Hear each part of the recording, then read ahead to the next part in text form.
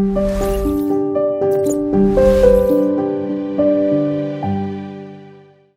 right, so we're going to talk about social media a little bit. And by the title, you kind of catch my drift. Social media is very me-focused. Probably most of you are aware that it is. And I mean that in two ways. One way that I mean that is the content that's produced oftentimes is centered around me. However, it's also me-centered in the way that I exert influence, right? And so, while this is social media talk, I want to broaden that a little bit and really talk about the principle is influence as it applies to social media and media in general. What is influence? Well, this is from the Oxford Dictionary. It says it is the capacity to have an effect on the character, development, or behavior of someone or something, or the effect itself. For example, the influence of television violence.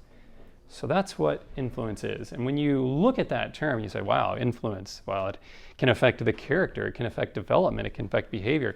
Those are very important things in each one of our lives that we need to guard and be aware of. This article I had pulled up, this is from Harvard. It's from their Kennedy School, which is for women in public policy. They were looking at using a radio program in Mexico to influence the people there because they have a high incidence of violence and aggression towards women. And so they started looking at, well, what can we do to help influence that group? So they started a radio program that would combat that. The very first line in this document that they produced said this: media has the power to influence beliefs, attitudes, and behaviors. All right. So it's a very powerful tool. And of course, as any powerful tool, you have to be wise and careful how you use it. So, you may have had a birthday before, right? Everybody in here has had a birthday. And if you've ever had a birthday, you get this question, right? What do you want? Now, you may not be asked that question so much now as you're a little bit older. But if you're younger, you heard this question a lot for your birthday, right? What do you want? Why do they ask you that? Why do people ask you what you want for your birthday? It's centered about you. Yeah, it is centered about you. It's a social expectation. Social expectation, yeah. And people genuinely want to please you, right? They want to do something for you that's pleasing. And social media companies are interested in this question: what do you like, right? Because this is the fastest way that they can understand you, right? You are essentially giving them the information that they need to run their business. So you may sign up. This is from TikTok, and you can see on the screen, and they'll ask you, what are your interests?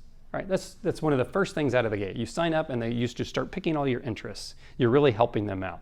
And you might say, well, I'm interested in food or comedy or bicycles or what have you. And so you pick your interests. And then guess what kind of content you're going to be served? The content that you like, right? And almost immediately, especially on TikTok, it's very noted for you're prompted to pick something right away, like pick a video that you like. So as soon as you start picking on that video, they're measuring a myriad of variables. And those variables are, how long did you watch that video? They're looking at, what did you click on? What part of the screen did you click on? They're measuring tons of variables about this experience. And from there, then they're shaping, using an algorithm, what to serve you next. And the way people are starting to describe this is it's like they were reading my mind. So notice at the very top, you can see there's a skip button where you could actually skip this section. Look at how small it is. That's about user experience, and it's purposeful in design, right? They really don't want you to skip that part. They want to know what your interests are because it's important to their bottom line. Here's another one. This is from Pinterest. They do the same thing. Tell us what you're interested in, right? It's a very common pattern for social media companies to ask you what it is that you're interested in. Or through your user habits, they will find out very quickly what you're interested in, and you'll start to see that pop up in your feed more and more. I could use a personal example. I went to Morocco a number of years ago, And at the time, I was using my Twitter account more often than not. And so I was signed in on my Twitter account. I got on the hotel Wi-Fi. I went and I looked, and all of a sudden my feed had dramatically changed. I was being served very local content that was largely for Morocco, but wasn't very relevant to me. But based on my location, they thought it was relevant to me. And if you've ever been on YouTube before, you know they have a trending page. I did the same thing. I wasn't signed into my YouTube account. I went onto YouTube, hotel Wi-Fi, got on, went to the trending page. I had never heard of that stuff in my life. And I'm wondering, how can this possibly be what's trending in the world? I've never heard of these things. They're not relevant to me at all. And so it quickly proved that point that you're getting a personalized view of the world using social media. At their core, they are businesses, right? And so businesses have essentially one purpose. What do they want to do? Largely, they want money, right? It's very simple. And so, as the saying goes, if you're not paying for the product, you are the product, right? Which, if most of these are free, and most of them are, then guess who's the product? You and I, right? And so they exist to make money. And the longer that they can keep you on, the more money they can make. Now, some of them you might have noticed the recent trend. For example, Twitter Blue. Now there's a subscription. You don't want to see ads. You want to post this or that. They're going to put you on a subscription. YouTube's doing the same thing. They did it a lot more slowly. But if you get on YouTube now, you'll notice, you watch a YouTube video, there's almost always 2 mandatory ads that you cannot skip. Yep. Why is that? Well, that's because they want your interest. They're selling that advertising to other individuals, and they're going to get their money either way, either through the ad that's served or the subscription that you pay for. They exist to make money. So, conflict of interest runs high when money is your bottom line. Another article I'd come across recently was looking at digital advertising spend. And so we know that things are about money by looking at digital advertising spend. So we can see the numbers here. This was in 2001, and digital advertising spend was about $189 billion for digital advertising. Now, if I were to give you $200, okay, or ask you to spend $200 and say, spend $200. Now, most of you are probably not thinking, I'm just really ready to spend $200. But if you knew every single time you spent $200, you'd make $50 on top of that. Wow. Would you spend the 200? On groceries, yeah. I mean, you'd spend that money to make $250. You bet you would every time, because every time you spend it, you get a return. That's essentially what they're doing. And they're noticing that it actually happens. I'm sorry, we have a small screen, so this is hard to see. But they noted even we were surprised at the degree of acceleration that their business model is growing. And so when you look at advertising spend revenue, we're seeing in 2021 that it was a $50 billion industry across social media platforms. So that's a lot of money. You spend $200 billion, you make $50 billion. No brainer, right? You would absolutely do it. And so it's in their best interest to advertise to you. And so basically what they're doing is they're selling your time, right? Or rather, they're profiting from you giving your time to them. And so that should make you ask the question, what do I get out of it, right? What do I get out of that? When we look at media in general, there is a growing concern, not just of time, but influence, like I was alluding to earlier. And so influence, for example, is the reason why China and other countries censor American content for their people, because it doesn't align with their values in the media. This is a recent article from the LA Times. First line, or one of the first lines, the Despicable Me franchise is known for flipping the script on children's movies by making the bad guys the heroes. Okay, that's not a Little Light Studios thing. I made that up. This is the LA Times, a very public, secular news group, flat out telling you they're doing this. They're not shy about it. They're doing it. They're flipping the script. And when it comes to that influence, China says, we don't want that. Take it out. And they comply. right? So, but that's a two-way street. You also see, this is from the FBI. FBI released a statement in 2020 that said that China was attempting to influence U.S. institutions, right, through a variety of means and methods, not just social media, but in general. And so you have two countries, right? China, they don't want our media influence. The U.S., we don't want China's influence in our institutions or what have you. They're both warring over this idea of influence. Who's going to influence one or the other? They see that as a big issue. They see it as very important. And I dare say we should see it as very important, especially as God's people in these last days. What kind of influence are we exerting? What kind of influence are we allowing in our lives?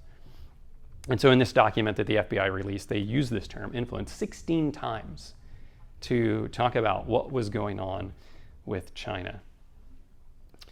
Robert Cialdini wrote a book. I believe he published this in 1984, and he was a psychologist looking at the idea of influence. This is one of his quotes from his book. He said, "We use the actions of others to decide on proper behavior for ourselves." And, you know, he may have written this before social media took off, but I think this still applies today very well. You know, it's a principle. And so if what I see is affirmed, right, when you see that like button increasing on and on and on, right, then I try to do the same because we're influenced by what we see and we try to imitate those things. And when we do this, the way social media works, that's how I find my self-worth, right? By other people affirming me doing those things. And, you know, it really begs the question, should our self-worth be coming from likes? Because what happens once the likes stop? Then what happens to our self-worth? It goes away. So this influence idea runs far and wide. We exert an influence on other people by the way we use social media, and whatever we consume is exerting an influence on each one of us. That's why it's very important that we look at this principle and say, you know, be careful, little eyes, what you see. Be careful, little ears, what you hear. It's a one-way scenario, right? And really what's going on is the wrong way, and it really should be going another way. This is the way the Bible puts it. In Romans 12:2 it says, "And do not be conformed to this world, but be transformed by the renewing of your mind, that you may prove what is good and acceptable and the perfect will of God." So the Bible tells us we really should be discovering what's God's will. And that's what should be influencing us and letting that be our guide instead of the other way around. So another quote from Cialdini's book was this: in the process of examining the reactions of other people to resolve our uncertainty, however, we are likely to overlook a subtle but important fact. Those people are probably examining the social evidence too. So here we are looking to other people. We're looking at their behavior. We're looking at their ideas. We're looking at how they observe and interact with the world. And oftentimes we think, well, because they're doing it, they're right. And he's saying, that's not necessarily true. They're just interacting the same way that you are. And so if you take what they're doing as gospel truth and implement it in your own life, you could be going down a very dangerous road. And so, just like the adage about jumping off a bridge, right? Just because you see everybody else jumping off a bridge doesn't mean it's the right thing to do. The Bible says this, especially geared toward young people: let no one despise your youth, right? How many young people need to be reading this today? Let no one despise your youth, but be an example to the believers in word, in conduct, in love, in spirit, in faith, and in purity. That speaks volumes. There's a lot wrapped up in those words. There's everything from what you say to what you do, your emotional intelligence, how you put yourself out and in your relationship with God toward other people. So this is what we need to be living by. So Cialdini had this idea, you might call it a social theory, and it was called social proof. And in social proof, he described how people behaved based on influence. And there were some principles that I want to look at that he puts forth in his book. so that we can choose what it is that influences us. The first principle he put forth was uncertainty, which basically was when we're faced with an unfamiliar situation, an unsure individual would feel the need to refer to other people for guidance, just what we talked about. So you don't really know what to do, and so what do? What's everybody else doing, right? We know that statistically, most people follow the crowd. They're actually not leaders, especially in a crisis situation. He also talked about the principle of similarity. And so you're more likely to adopt the behavior of those around you. You're more likely to do what it is that other people around you are doing if you can identify with them. So that could be things like school. It could be things like community, physical appearance, whatever common experience that you have. You're more likely to let those people influence you because of their similarities. And so you know how it is. We usually do what our peers do. So we'll get questions at the end, Derek, okay? If we have time. There's also the idea of expertise, right? So if you see an authority figure or an expert on a topic, you are more likely to do what it is that expert figure is telling you to do. Now, I don't know if this is necessarily holding true today, but this was part of his social proof. The idea is that you essentially think that they're more familiar with the situation than you are, so you listen to them. And then number.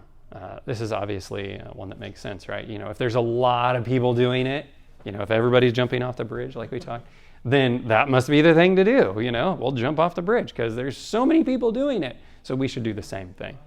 And so for the observer, that seems to be the more correct point of view. And, you know, it makes me wonder, where do all these principles come into play? There's a scenario in the Bible where they all come into play. Shadrach, Meshach, and Abednego, right? If you were there were probably your peers. There were authority figures. There were a lot of people. There were all these variables that he talked about. There were people there, I'm sure, who were uncertain, right? So what did they do? Wow. 5 minutes today. Time is brutal. Time is brutal. They did largely what everybody else did. But that's not what God's people did. All right, I'm going to read this quote from the youth's instructor. Pay attention, I think this is a powerful quote. It says, "From every human being there goes forth an influence that either gathers with Christ or scatters with him. Our every action, our every word exerts an influence either for good or for ill. This influence affects the eternal destiny of those with whom we associate. Influence and example, when viewed in the light of the cross and in their true relation to eternity, assume infinite importance." That's heavy. A word fitly spoken, an action rightly done, may save a soul from death. Day by day, the example we set and the influence we exert are registered in the records going before to judgment. The child of God must never forget that he is only part of the whole. He is only a thread in the web of humanity. And here she wraps it up. Everything he does makes an impression on his character and influences others.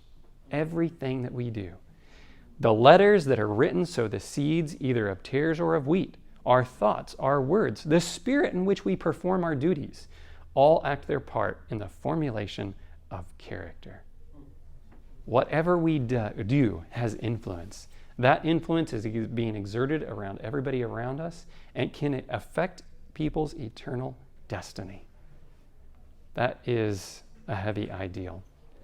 I will probably, there was a psychologist interviewed by San Diego State University commenting on the influence of technology in young people's lives. Basically what she's saying is, over the last 10 years, we've seen depression rates double in young people. So that is a interesting idea, especially when you look at what they're looking at on all these different platforms. Largely, the number one thing is comedy. Essentially, what you realize is people are self-medicating. They're so depressed, they're trying to find a way to get out of that depression, and they turn to comedy to lift their spirits and self-medicate. Okay, let's see if I can quickly wrap this ideal up. I think this verse is fascinating. I sometimes will take a different angle in situations like this. This is from Revelation 3:17. It's talking about the Laodicean church. And I think it's a commentary on our times. Why do I say that? It uses these two words, wretched and miserable. What does wretched mean? It means very unhappy. Do you know what miserable means? Well, I'll show you. It means wretchedly unhappy. This group is unhappy on top of being unhappy. Do you know what that is? That's depression. And I sometimes wonder if this isn't also a commentary on our times. And so, fortunately, we don't have to stay there. Jesus gives us, what we need. He says, buy us gold tried in the fire, which is faith. He talks about the white garments, which is Christ's righteousness. And he talks about the eye salve. And I have a tendency to put those in reverse order when I'm putting this puzzle together. And Jesus is telling us, you need to see that you need righteousness by faith. And that's the solution to our problems today. We can't solve our own problems. We can't solve our own self-worth. We can't solve any of that, but we can turn to Christ and let him transform us. So I think I will wrap it up with these couple verses. The righteous should choose his friends carefully, for the way of the wicked leads them astray. And also, do not be deceived. Evil company corrupts good habits. Awake to righteousness and do not sin, for some do not have the knowledge of God. And then Paul ends it with, I speak this to your shame.